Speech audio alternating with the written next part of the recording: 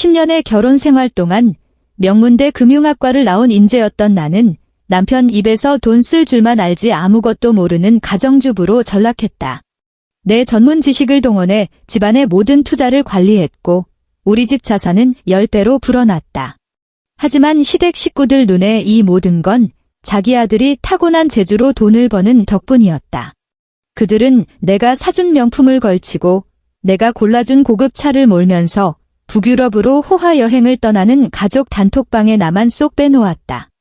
SNS에서 시누이가 올린 행복한 6식구라는 문구가 적힌 공항단체 사진을 봤을 때도 나는 울지 않았다. 나는 그저 조용히 인터넷 뱅킹을 열어 내 손에 있던 모든 공동명의 계좌와 신탁펀드, 주식 계좌를 전부 동결시키고 재산보전 신청을 넣었을 뿐이다. 이제 한번 들어보고 싶다. 내 그 능력 출중한 남편이 핀란드 길거리에서 하룻밤 묵을 호텔비조차 내지 못하는 이 궁지를 어떻게 해결할지.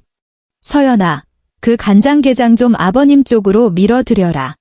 시어머니의 날카로운 목소리가 주방의 기름 냄새를 뚫고 바늘처럼 신경을 찔렀다. 나는 말없이 막 붙인 마지막 호박전 접시를 들고 나가 차가운 간장게장 그릇을 시아버지 앞으로 밀어주었다. 시아버지는 고개도 들지 않은 채 싱거워졌네 하고 중얼거리더니 내 남편 강태민과 술잔을 부딪혔다. 아버님, 형이 최근에 또 한 건 크게 하신 거 모르셨죠? 시동생 강태준이 그 느끼한 목소리로 과장되게 외쳤다. 형, 진짜 주식의 신이야. 그 반도체 주 오른다고 하더니 진짜 상한가 쳤잖아. 형 따라서 푼돈 좀 넣었는데 이번 달 생활비는 벌었네. 밥상 위에서는 즉시 찬사가 터져나왔다. 우리 태민이가 어릴 때부터 돈에 감각이 있잖아. 재물복을 타고났지. 시어머니는 마치 그 상한가 친 주식을 직접 운용한 사람처럼 얼굴에 웃음꽃이 활짝 폈다. 그럼. 태민이 덕에 우리가 일산 이 대형 평수 아파트에도 살고 태준이도 회사 차려서 사장님 소리 듣는 거지. 시아버지가 만족스럽게 술을 한 모금 들이켰다. 내 남편, 강태민. 광화문에 있는 중견 무역회사 부장인 그는 가족들의 칭찬 세례를 즐기며 적당한 겸손과 의기양양함이 섞인 표정을 짓고 있었다. 에이, 뭐려. 운이 좋았을 뿐입니다. 요즘 시장이 괜찮으니 다들 여윳돈 있으면 조금씩 해보세요. 내 심장이 얼음물에 담긴 것처럼 차갑게 식어갔다. 그 반도체 주식은 내가 2주 동안 수백 건의 산업보고서와 재무제표를 분석한 끝에 전 재산을 털어 매수한 것이었다. 그 여윳돈이라는 것은 우리 집의 초기 자금이었던 단돈 5천만 원이었고 지난 10년간 하루도 빠짐없이 내가 공들여 관리한 덕에 이제는 시가총액 30억 원이 넘는 거대한 자산 포트폴리오가 되어 있었다. 경기도 일산의 노른자 땅에 위치한 이 아파트는 집값이 폭등하기 전 내가 모두의 반대를 무릅쓰고 사들인 것이다. 시동생의 그 소위 스타트업이라는 회사의 초기 자금은 내가 한 벤처 캐피털 펀드에서 교묘하게 빼내온 돈이었다. 그리고 나, 한서연. 38. 한때는 업계에서 제법 이름 날리던 펀드 매니저. 지금은 그저 그들에게 밥을 퍼주고 기름 냄새에 머리카락까지 절어버린 가정주부일 뿐. 나의 공로, 나의 모든 것이 깨끗하게 지워져 있었다. 그들 눈에 나는 그저 강태민에게 기생해 사는 여자, 된장찌개 하나 제대로 못 끓이는 어설픈 며느리일 뿐이었다. 형수님, 일만 하지 말고 앉아서 좀 드세요. 시누이 강태희가 마치 선심이라도 쓰듯 말했다. 그러고는 내 남편에게로 고개를 돌렸다. 오빠도 참, 형수님 혼자 부엌에서 일하게 두지 마. 여자도 좀 꾸며야지. 안 그러면 확 늙는다니까. 강태민이 나를 쳐다봤다. 그 눈빛에는 안쓰러움 대신 짜증이 서려 있었다. 들었지? 그렇게까지 유난 떨지 말라고. 당신은 사람이 너무 고지식해. 집에서 밥 한 번 먹자는데 꼭 무슨 진수성찬을 차리려고 해. 대충 좀 하면 안 돼?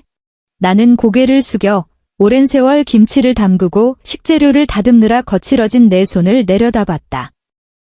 내가 무슨 말을 더 할 수 있을까? 시어머니가 구절판을 드시고 싶다고 콕 집어 말했고 시누이는 내가 끓인 꼬리곰탕을 마시고 싶다고 주문했으며 시아버지는 내가 직접 담근 간장게장만 드신다는 사실을 말하면 그가 믿기나 할까? 그는 그저 내가 불평하고 따진다고 생각할 것이다. 다 한 가족인데 뭘 그렇게 따져. 돈은 없어지면 다시 벌면 되지. 이건 그가 내게 가장 자주 하던 말이었다. 시동생이 또 자금 사정이 어렵다는 핑계로 우리 공동명의 계좌에서 몇천만 원을 빼갈 때마다 시누이가 신상 명품 가방을 보고 내가 쥐어준 가족카드를 긁어버릴 때마다 시어머니가 청구서를 내밀며 강남 고급 에스테틱의 분기별 수백만 원짜리 관리 비용을 내달라고 할 때마다 내가 조금이라도 망설이는 기색을 보이면 강태민은 이 말로 내 입을 막아버렸다. 그는 아마 잊은 모양이다. 그 다시 버는 사람이 바로 나라는 사실을. 그의 쥐꼬리만 한 월급은 이 집의 관리비와 공과금을 내기에도 턱없이 부족했다. 그의 소위 투자의 귀재라는 썰정은 내가 등 뒤에서 그를 위해 정교하게 짜 올린 화려한 옷에 불과했다. 나, 한서연은 이 집의 소리 없는 현금 인출기이자 청춘과 재능과 존엄을 모두 착취당하고도 이름조차 올리지 못하는 도구였다. 내 마음은 이미 무감각해졌다고 생각했다. 그날이 오기 전까지는 그날 나는 김장을 준비하고 있었다. 수백 포기의 배추가 베란다에 산처럼 쌓여 있었다. 나는 낑낑대며 배춧잎 사이에 굵은 소금을 문지르면서 다음 분기 투자 계획을 머릿속으로 짜고 있었다. 앞치마 주머니에서 휴대폰이 진동했다. 손을 닫고 꺼내보니 행복한 강신혜라는 이름의 가족 단톡방이었다. 강태민이 나를 초대한 이후 10년간 손에 꼽을 정도로만 말을 섞었던 곳, 그곳은 언제나 그들 가족만의 채널이었으니까. 시어머니가 피네어 항공권 캡처 사진을 올렸다. 비행기표 해결. 태희야, 내가 예약한 그 유리 이글루 호텔은 확정됐니? 누워서 오로라를 볼 수 있다던데. 시누이가 바로 귀여운 이모티콘과 함께 답했다. 엄마, 걱정 마세요. 다 예약했어요. 헬싱키에 있는 미슐랭 2스타 레스토랑도 예약금 걸어놨고요. 이번에 우리 제대로 힐링해요. 나는 화면을 보다가 심장이 쿵 내려앉았다. 북유럽 오로라 여행. 나는 왜 모르지? 나는 그게 미래의 계획이거나 어쩌면 내년에 혹은 그냥 흘러가듯 나온 말일 거라고 생각했다. 그래서 나 자신도 눈치채지 못한 비굴한 기대를 품고 웃으며 단톡방에 글자를 입력했다. 와, 좋겠다. 언제 가시는 거예요? 단톡방은 순간 정적에 휩싸였다. 깊은 우물에 돌을 던진 것처럼 아무런 메아리가 없었다. 방금 전까지 떠들썩하던 대화 기록이 내 엉뚱한 질문 위에서 멈춰 있었다. 나는 상상할 수 있었다. 그들이 지금 내가 없는 다른 단톡방에서 이 외부인의 난처한 질문을 어떻게 무시할지 미친 듯이 논의하고 있을 모습을. 1분, 5분, 10분. 아무도 답이 없었다. 나는 조용히 휴대폰을 내려놓고 계속해서 배추를 절였다. 소금물이 손톱 옆에 돋은 거스러미에 스며들며 날카로운 통증을 일으켰다. 하지만 나는 아프지 않았다. 다음 날, 나는 평소처럼 집안일을 마치고 습관적으로 인스타그램을 열었다. 시누이 강태희의 계정에 새로운 게시물이 올라와 있었다. 인천국제공항 출국장에서 찍은 단체 사진이었다. 사진 속에는 시부모님, 강태민, 시누이 부부, 시동생까지 6명이 서로 꼭 붙어서 눈부시게 활짝 웃고 있었다. 배경의 거대한 항공편 정보 스크린에는 헬싱키행 항공편 번호가 선명하게 보였다. 사진 설명은 이랬다. 출발. 사랑하는 가족들과 함께하는 핀란드 힐링 여행 샵사인 가족여행 샵사인 북유럽 샵사인 오로라 샵사인 행복. 나는 그 사진을 아주 오랫동안 쳐다봤다. 사진 속에 나는 없었다. 그 소위 사랑하는 가족들은 완벽한 6식구를 이루었고 그들에게 이 모든 물질적 기반을 제공한 나라는 여자는 철저히 배제되었다. 나는 무의식적으로 사진을 확대해 강태민의 얼굴에 걸린 그 익숙하고 의기양양한 미소를 보았다. 그가 입고 있는 옷은 지난달 내가 백화점에서 골라준 버버리 트렌치코트였고 손목에는 결혼기념일 선물로 내가 사준 IWC 시계가 채워져 있었다. 그리고 이 값비싼 여행의 모든 비용을 결제한 신용카드는 바로 내가 그들의 생활 편의를 위해 특별히 발급해준 가족카드였다. 나는 울지 않았다. 눈물 한 방울 나오지 않았다. 그저 몸속에서 계속 팽팽하게 당겨져 있던 무언가가 툭 하고 끊어지는 소리가 들리는 듯 했다. 나는 조용히 일어나 김칫국물이 묻은 앞치마를 벗고 내 서재로 들어갔다. 그들이 자준마 취미방이라며 비웃던 바로 그곳으로. 나는 트리플 모니터를 켰다. 공기 중에 차갑고 결연한 기운이 감돌았다. 각성의 시간이 온 것이다. 나는 히스테리를 부리며 전화를 걸어 따지지도 통곡하며 감정을 터뜨리지도 않았다. 그런 값싼 연기는 지난 10년간 충분히 해왔다. 이제 됐다. 지금의 나는 이상할 정도로 침착했다. 고속으로 운용되는 정밀 기계처럼 냉정했다. 오후 내내 나는 서재에 틀어박혔다. 블라인드 틈새로 들어온 햇살이 바닥에 밟고 어두운 줄무늬를 만들었다.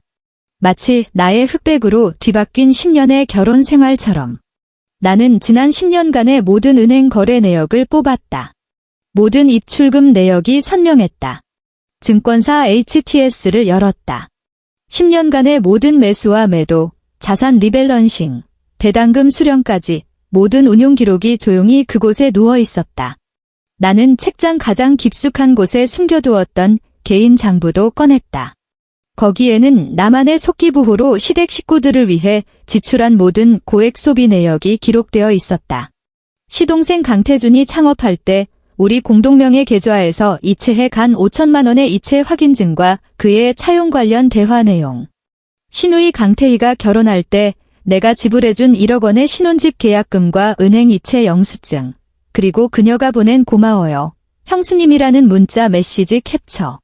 시어머니가 강남 고급 에스테틱에서 끄는 2천만 원짜리 VIP 연간 회원권의 모든 카드 결제 기록과 청구 명세서. 시아버지가 작년에 바꾼 제네시스 G80. 차량 구매 계약서상의 이름은 그였지만 대금을 지불한 계좌는 내 것이었다. 하나하나 한 조각 한 조각이 퍼즐처럼 맞춰지며 내 앞에 기괴하고 잔혹한 진실을 드러냈다. 나는 그들의 가족이 아니라 그저 그들의 부양자였다. 나의 가치는 오직 내 은행 계좌 잔고에만 존재했다. 이 모든 것을 정리한 후 나는 그것들을 종류별로 스캔하고 암호화하여 거대한 전자 파일 하나로 압축했다. 화면 위에 뜬 청산이라는 이름의 폴더를 보며 나는 길게 숨을 내쉬었다. 그 숨에는 10년의 억울함, 분노, 원망이 섞여 있었지만 그보다 더 큰 것은 홀가분함이었다. 그러고 나서 나는 영상 통화 버튼을 눌렀다. 화면 저편에 곧 단정하고 익숙한 얼굴이 나타났다. 서연아. 갑자기 웬일이야? 너 안색이 안 좋아 보여. 박지수. 내 대학 동기이자 현재 서울에서 가장 잘나가는 이혼 전문 변호사 중 한 명인 그녀는 내 얼굴을 보더니 말을 잇지 못했다. 나 괜찮아. 지수야. 이렇게 좋았던 적이 없어. 나는 카메라를 향해 10년 만에 처음으로 진심에서 우러나온 미소를 지었다. 내 도움이 필요해. 나 이혼할 거야. 나는 내 사연을 늘어놓으며 울고불고 하는데 시간을 낭비하지 않고 그 암호화된 파일을 바로 그녀에게 공유했다. 영상 너머로 그녀가 빠르게 키보드를 두드리고 마우스를 클릭하는 소리가 들렸다. 10여 분 후 지수가 고개를 들었다. 그녀의 눈에는 충격과 분노, 그리고 변호사 특유의 흥분감이 가득했다. 한서연, 너 진짜 대단하다. 그녀가 감탄하며 말했다. 이 증거들 너무 완벽해. 넌 정말 이런 소송을 위해 태어난 사람 같아. 대부분의 자산이 내 혼전 계좌에서 파생된 투자금이고 지난 10년간 모든 자산 증식의 유일한 실제 운용자가 너라는 걸 증명할 완벽하고 명확한 증거체인이 있어. 재산 분할에서 내가 절대적으로 유리해. 요구는 하나야. 내가 차분하게 말했다. 그 남자, 그리고 그 가족들 전부 빈털터리로 만들고 싶어. 문제없어. 지수의 입가에 차가운 미소가 걸렸다. 내가 제공한 증거들을 바탕으로 법원에 즉시 혼인 재산 보전 처분을 신청할 수 있어. 이혼 소송이 정식으로 시작되기 전에 강태민 명의의 모든 재산을 동결해서 그가 재산을 빼돌리거나 숨기는 걸 막는 거지. 그의 월급 통장, 그리고 그 무역회사에 있는 약간의 지분까지 포함해서. 그렇게 해줘. 나는 고개를 끄덕였다. 그 사람들 지금 어디야? 지수가 물었다. 핀란드, 헬싱키, 내가 나지막이 말했다. 지수는 잠시 멈칫하더니 내 의도를 파악하고는 웃음을 터뜨렸다. 서연아, 너 정말 점점 스나이퍼 같아지네. 가장 예상치 못한 순간에 가장 먼 곳에서 치명타를 날리는군. 전화를 끊고 나는 다시 인터넷 뱅킹과 증권사 VIP 클라이언트 프로그램에 접속했다. 내 손가락은 지난 10년간 이 집안을 위해 돈을 벌었던 수많은 날들처럼 키보드와 마우스 위에서 빠르게 움직였다. 하지만 이번에는 부를 창조하는 것이 아니었다. 나는 일시정지 버튼을 누르고 있었다. 나는 먼저 강태민과 연결된 공동명의 계좌에 로그인해 안에 모든 유동자금을 내 개인 독립 계좌로 전부 이체했다. 그 다음 신탁펀드 매니저에게 연락해 주 위탁자 신분으로 우리 가족 명의로 설정된 신탁펀드의 동결을 신청하고 모든 환매 및 인출 업무를 중단시켰다. 이어서 신우이가 북유럽에 가져가 흥청망청 쓰고 있을 가족카드를 도난 의심을 사유로 원격으로 분실 신고했다. 마지막 단계로 나는 변호사를 통해 법원에 재산보전 신청서를 제출했다. 나는 알고 있었다. 최대 24시간 안에 법원의 보전 명령이 강태민의 회사와 그의 월급 통장이 있는 은행으로 송달될 것이라는 것을. 이 모든 것을 마치고 나는 의자 등받이에 기댄 채 점점 어두워지는 창밖 하늘을 바라보았다. 시차를 계산해보니 헬싱키는 지금쯤 오후일 것이다. 그들은 아마 첫날 일정을 마치고 그 미슐랭 레스토랑에서 내 돈으로 비싼 저녁 식사를 즐기며 그들의 행복한 가족 여행을 자축하고 있을 것이다. 나는 강태민이 축배를 드는 모습까지 상상할 수 있었다. 그는 이렇게 말하겠지? 우리 강씨 집안의 아름다운 미래를 위하여 건배. 나는 나지막이 웃었다. 강태민, 너의 아름다운 미래는 여기까지야. 너희들의 마지막 만찬을 즐기도록 해. 내일부터 머나먼 북유럽에서 너희가 쓸 수 있는 돈은 영원히 될 테니까. 사흘째 되던 날 새벽 4시, 내 휴대폰이 정확하게 울렸다. 발신자는 내 남편, 내가 단 한 번도 먼저 건 적 없는 번호였다. 나는 한참 동안 벨소리가 울리게 내버려 두다가 그 시끄러운 소리가 저절로 끊어지기 직전에야 느긋하게 전화를 받았다. 한서연. 너 미쳤어. 전화기 너머로 강태민의 길길이 날뛰는 고함이 터져나왔다. 배경에는 바람소리와 희미한 울음소리가 섞여 있어 몹시 처량하게 들렸다. 대체 무슨 짓을 한 거야? 왜 카드란 카드는 전부 안 긁히는 건데? 우리 호텔에서 쫓겨났어. 지금 헬싱키 길바닥이라고. 엄마는 심장병 도지기 일보 직전이야. 너 우리 다 죽일 셈이야? 그의 목소리는 분노와 추위로 미세하게 떨리고 있었다. 평소에 그 거만하고 여유로운 태도는 온데간데 없었다. 나는 하품을 하며 나른하고 순진한 말투로 말했다. 어머. 그래. 어쩌다가. 아직도 시침이 뗄 거야. 내가 카드 정지시켰지? 카드. 무슨 카드요? 아, 그 가족 카드 말이에요. 나는 느릿느릿 말했다. 어제 핀란드에서 이상한 결제 내역이 있길래 도난당한 줄 알고 분실 신고했어요. 혹시 당신들이 쓴 거예요? 어머나, 저한테 미리 말이라도 해주시지 그랬어요. 너, 강태민은 기가 막혀 말을 잇지 못했다. 그럼 공동명의 계좌는? 신탁펀드는? 왜 안에 있는 돈을 하나도 못 쓰는 건데? 어머, 그래요. 전 모르겠는데요. 나는 계속해서 천진난만한 말투로 대답했다. 시스템 오류인가 보죠. 알잖아요. 전 그냥 아무것도 모르는 가정주부인 거 당신이 투자의 귀재 아니었나요? 이런 사소한 일도 해결 못해서야 어디 그 이름값 하겠어요? 나는 투자의 귀재라는 네 글자를 힘주어 말했다. 전화기 저편은 순간 죽음 같은 정적에 휩싸였다. 나는 그가 지금 짓고 있을 표정이 헬싱키의 눈보라보다 더 험악할 거라고 상상할 수 있었다. 한서연, 너 대체 원하는 게 뭐야? 그의 목소리에 마침내 한 줄기 공포가 섞여들었다. 원하는 거 없어요. 나는 가볍게 웃었다. 그저 당신들이 지금 즐기고 있는 그 힐링 여행 비용을 누가 대고 있는지 알려주고 싶었을 뿐이에요. 즐거운 여행 되세요. 말을 마치고 나는 바로 전화를 끊어버렸다. 그 후로 내 휴대폰은 불이 났다. 처음엔 시아버지였다. 그는 어른의 말투로 나를 호되게 꾸짖었다. 서연아, 너 정말 버르장머리가 없구나. 어떻게 태민이한테 이런 장난을 쳐. 어서 돈 보내. 내 어미가 얼어 죽겠다. 나는 차갑게 대답했다. 아버님, 장난 아니에요. 그리고 그분은 제 어머니가 아니라 아버님 아내분이시죠. 자기 아내는 자기가 챙기세요. 다음은 시동생이었다. 그는 거의 소리를 질렀다. 형수님, 제정신이에요. 우리 형이 형수님한테 뭘 잘못했다고 이래요. 우리 지금 밥도 못 먹게 생겼다고요.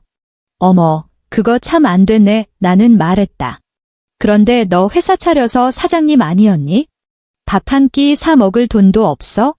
내 회사 혹시 껍데기만 있는 거 아니야? 마지막은 시어머니였다. 그녀는 추위에 단단히 질린 듯 전화를 받자마자 울먹이며 애원했다.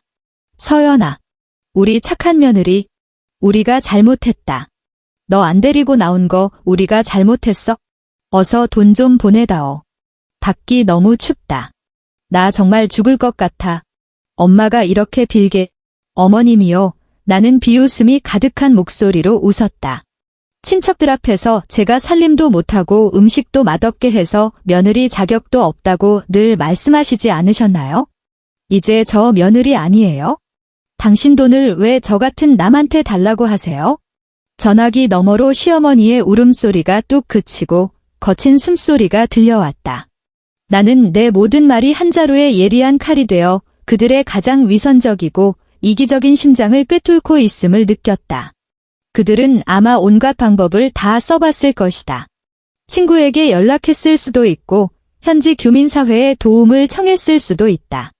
하지만 먼 곳의 물로는 가까운 불을 끌 수 없는 법, 더군다나 강태민의 그 투자의 귀재라는 가면은 정작 돈이 필요할 때 이렇게나 속수무책이었다.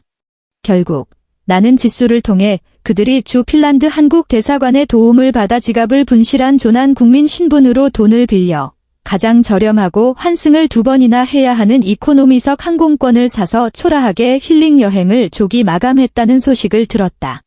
그들이 한국으로 돌아오는 40여 시간 동안 나는 마지막 일을 처리했다. 나는 이사 업체를 불러 이 호화로운 저택에 있는 내 모든 물건, 내 옷, 내 책, 내 컴퓨터, 그리고 내가 직접 골랐지만 단 한 번도 소중히 여겨지지 않았던 장식품들까지 전부 싸서 옮겼다. 그들이 내게 사준 물건은 단 하나도 가져가지 않았다. 애초에 그런 건 없었으니까. 집은 순식간에 텅 비고 차가워졌다. 마치 거대하고 화려한 유골함처럼. 나는 거실 테이블 앞으로 가 2개의 서류를 나란히 올려두었다. 하나는 정교하게 인쇄된 이혼 합의서. 다른 하나는 내가 직접 만든 재산 분할 목록.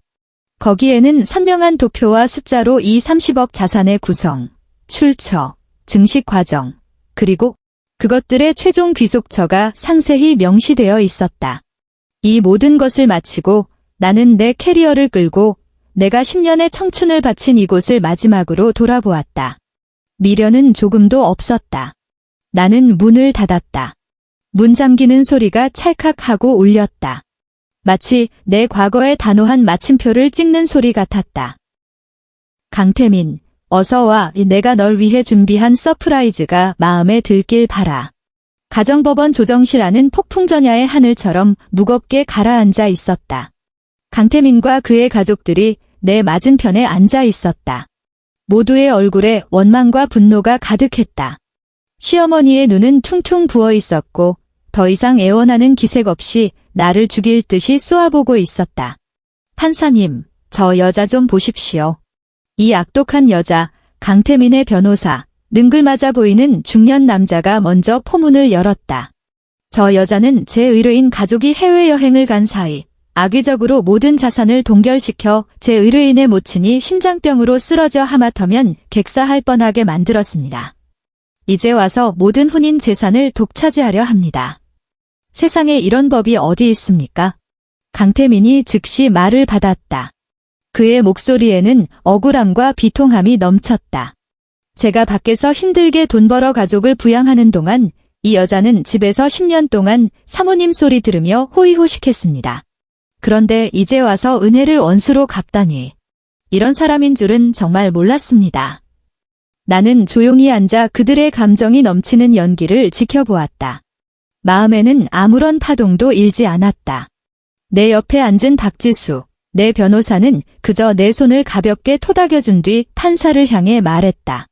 판사님, 제 의뢰인은 구차한 말싸움을 하고 싶어 하지 않습니다. 저희가 준비한 자료가 있는데 아마 사실관계를 파악하는데 더 도움이 될 겁니다. 그녀는 USB를 컴퓨터에 꽂았다. 조정실의 하얀 스크린에 곧 PPT 첫 페이지가 투사되었다. 제목은 한서연 및 강태민 씨 혼인 공동재산의 형성과 기여도 분석 보고서였다. 200페이지에 달하는 PPT는 지수의 팀이 밤새워 만든 것으로 정교하고 전문적이며 반박의 여지가 없었다. 첫 번째 파트는 자산 증식 곡선 그래프였다. 가파른 붉은색 곡선은 우리 집 총자산이 5천만 원에서 30억 원으로 급등한 것을 나타냈다.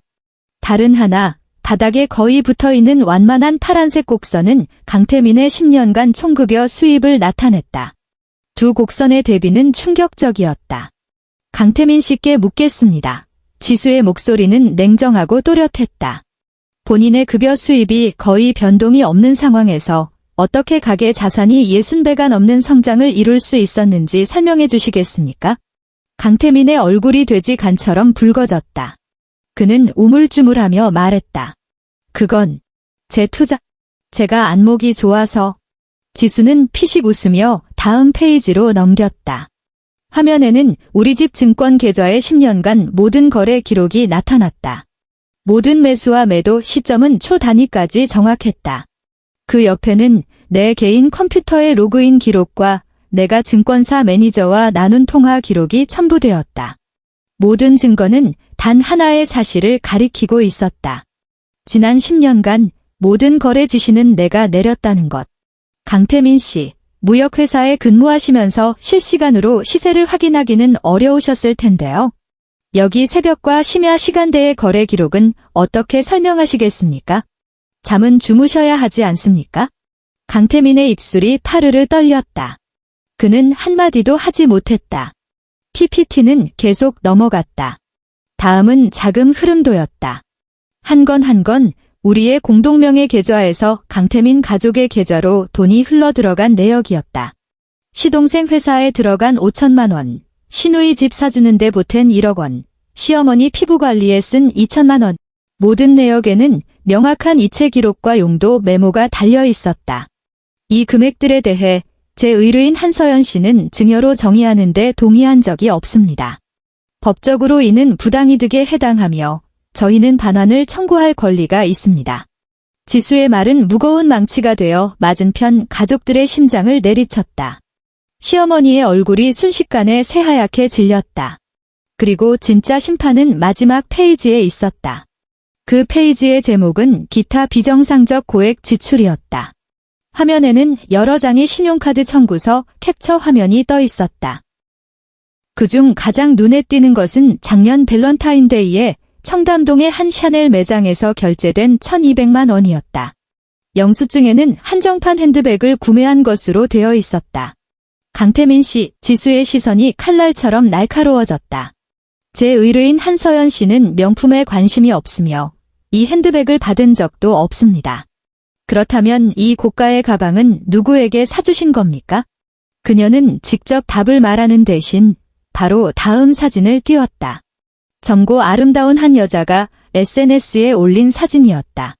그녀는 바로 그 샤넬 핸드백을 메고 있었고 사진 설명은 사랑하는 자기가 준 밸런타인데이 선물 고마워였다. 사진이 찍힌 장소는 고급 레스토랑이었다.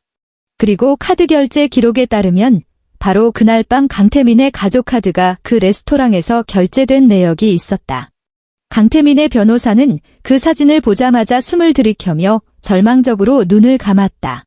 그리고 강태민 본인은 마치 모든 힘이 빠져나간 사람처럼 의자에 주저앉아 잿빛 얼굴이 되었다. 조정은 당연하게도 결렬되었다. 하지만 이건 시작에 불과했다. 법원을 나온 후 나는 실수로 한 가지 일을 저질렀다. 나는 익명으로 정리한 한 이야기 투자의 귀재라고 허풍을 떨던 남자가 온 가족을 데리고 북유럽 호화 여행을 갔다가 투자 실패와 자금 경색으로 호텔에서 쫓겨나 길거리에 나앉고 결국 대사관의 구제로 겨우 귀국했다는 이야기를 강태민의 회사 내부에서 아주 활발한 가십 공유방에 올렸다. 나는 실명을 거론하지 않았지만 무역회사 부장, 길산의 호화 아파트, 핀란드 헬싱키 같은 이야기의 디테일은 강한 암시를 담고 있었다. 판도라의 상자는 한 번 열리면 다시는 닫을 수 없는 법. 곧 회사 내에서 강태민에 대한 소문이 걷잡을 수 없이 퍼져나갔다. 그의 투자의 귀재 이미지는 하룻밤 사이에 무너졌고 그는 회사 전체의 가장 큰 웃음거리가 되었다. 사람들은 그의 평소 허풍을 입에 올렸고 그가 말하던 인맥과 자원을 의심하기 시작했다. 회사에서의 그의 입지는 땅에 떨어졌고 듣기로는 그가 데리고 있던 인턴 사원조차 등 뒤에서 그를 비웃는다고 했다. 시동생 강태준의 스타트업은 유일한 투자자였던 내가 자금줄을 끊어버리자 곧바로 자금난에 부딪혔다. 그가 제시한 장밋빛 미래에 이끌렸던 협력업체와 직원들은 회사가 빈껍데기라는 사실을 알고는 빚을 받으러 몰려들었다. 그의 회사는 설립된 지 1년도 안 되어 파산을 선언했고 그는 엄청난 빚더미에 올라앉았다. 한때 내게 기생하며 부귀영화를 누렸던 기생충들은 숙주가 떠나자 하나둘씩 자신들의 인과응보를 맞이했다. 이것이야말로 진정한 심판이었다. 최종 판결이 나왔다. 법원은 혼인 재산의 90%를 내 소유로 인정했다. 판사가 나의 모든 증거를 채택하여 이 재산의 증식이 거의 전적으로 나의 개인적인 능력과 전문적인 운용에서 비롯되었다고 인정한 것이다. 강태민은 자기 월급 통장에 있던 쥐꼬리만 한 예금과 회사에 있던 몇 푼 안 되는 주식 지분만을 나눠 가졌다. 뿐만 아니라 그는 우리 쪽의 비싼 변호사 비용까지 부담해야 했다. 그리고 그의 외도 증거는 재산 분할에 미치는 영향은 제한적이었지만 그를 도덕적으로 완전히 파멸시켰다. 설상가상으로 과거 내 투자 실적을 자기 것인 양허풍을 떨며 함께 투자하자고 끌어들였던 친구들이 진실을 알게 된 후 사기를 이유로 그에게 소송을 제기했다. 그의 인생은 구름 위에서 진흙탕으로 곤두박질 쳤고 지금도 계속해서 추락하고 있었다. 나는 분할받은 재산으로 땅값이 비싸기로 유명한 강남의 작지만 내실 있는 개인 투자 자문 회사를 차렸다. 사무실은 크지 않았지만 시야가 탁 트여 있고 햇살이 잘 들었다. 개업식 날, 과거 금융권에 있을 때의 오랜 고객들과 친구들이 보낸 화환이 작은 사무실을 가득 메웠다. 서연아, 축하해. 내가 언젠가 돌아올 줄 알았어. 한 대표님, 앞으로 우리 돈은 다 대표님께 맡길게요. 나는 단정한 흰색 정장을 입고 사람들 사이를 오가며 샴페인 잔을 들고 모두와 축배를 들었다. 유리창에 비친 내 모습, 그 눈빛이 밝고 미소가 자신감 넘치는 여자를 보니 낯설면서도 익숙했다. 나는 마침내 그녀를 되찾았다. 누구의 아내나 누구의 며느리가 아닌 오직 펀드 매니저 한서연이라 불리던 나 자신을. 나의 빛은 더 이상 누구에게도 기댈 필요가 없었다. 그것은 본래 나의 것이었으니까 나는 재혼할 생각이 없다. 사랑도 어쩌면 아름답겠지만 내 인생의 주도권을 되찾는 것이 훨씬 더 안정감을 주었다. 나는 일의 바쁨과 도전을 즐기고 내 지혜로 가치를 창조하는 쾌감을 즐긴다. 나는 나를 위해 한강이 내려다 보이는 싱글 하우스를 샀다. 주말에는 지수나 다른 친구들을 만나 애프터눈 티를 마시거나 전시회를 보러 가거나 혹은 아무것도 하지 않고 집에서 음악을 틀어놓고 좋아하는 책을 읽는다. 생활은 평온하고 풍요로웠다. 몇 달 후 어느 깊은 밤, 나는 강태민에게서 온 문자 메시지 한 통을 받았다. 모르는 번호였지만 그의 비굴한 말투는 알아볼 수 있었다. 서연아, 미안해. 내가 잘못했어. 몇 달 동안 많이 생각했는데 난 너 없이는 안 되겠어. 우리 다시 시작할 수는 없을까? 뭐든지 할게, 제발. 나는 그 메시지를 보고 아무런 표정도 짓지 않았다. 이 뒤늦은 사과에 진심이 몇 %나 섞여 있고 그가 막다른 길에 몰려서 하는 말이 몇 %인지 생각할 가치조차 느끼지 못했다. 그런 것들은 이제 중요하지 않았다. 나는 답장하지 않고 그 번호를 길게 눌러 차단 및 삭제를 선택했다. 그리고 나서 나는 항공사 홈페이지를 열어 능숙하게 키보드를 두드렸다. 나는 나 자신을 위해 헬싱키행 퍼스트 클래스 항공권을 예매했다. 시간은 바로 다음 주로. 이번에는 계산도, 배신도, 나를 질식하게 했던 그 가족들도 없다. 이번에는 오직 나 혼자만의 힐링 여행이다. 나는 화면에 뜬 발권 완료 메시지를 보며 마침내 입가에 진심에서 우러나오는 홀가분한 미소를 지었다. 북유럽의 오로라, 내가 간다. 엔드.